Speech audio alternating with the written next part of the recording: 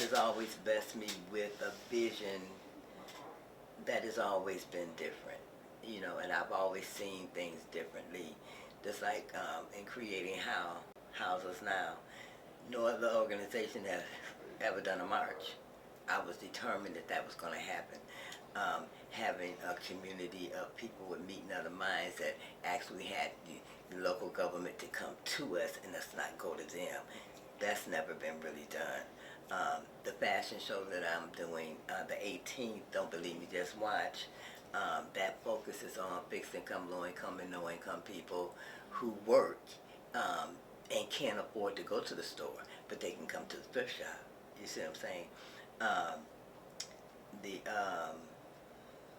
The choir was something that I created because of the bonds that were being passed at the time, and nobody knew where the bond was on the ballot at the bottom or the back. This was a few years ago, where we needed those bonds.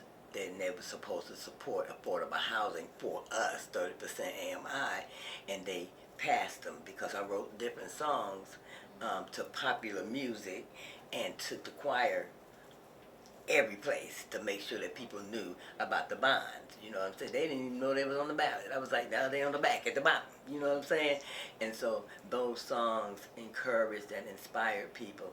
The Black Queens are something that God said to me, we need to show the community that these are black women who have been in this space for years but have never been thanked, have never been said, we appreciate you and your hard work, and we understand that you do this out of love and it's a gift. This has never been a job to me. It's more of a calling for me, of something that I know I need to do and want to do, because I know I can do it better and I can make things better. I can give people just a space, just in time, where they can actually celebrate after being in all this stuff, where they can actually sit down and enjoy the fashion show.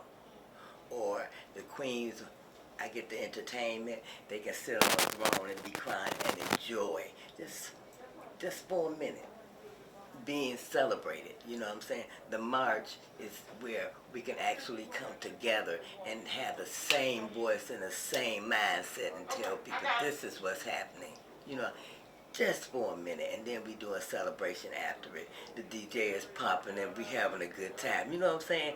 That is kind of where my mind is the freest, when I'm thinking of ways to make that happen for people, because they're in so much stuff all the time, and I'm like, it's got to be just one time where you're not in it. Let's do that. And that's the reason why I think God works through me as a vessel to give people that celebration time. And I love that part. I love that part. Because it's all hard work, like all the time, and being homeless and not knowing where you're going to sleep or what you're going to eat, and then what you can't afford, and getting behind in your rent because you're on fixed income, and all of that stuff, just for a minute, it stops in a celebration. You know what I mean? And so that's kind of what I try to do. I take it home, the stuff I do, but I try to come up with ways that just for a minute people's minds can just be free of it. And that's where I get my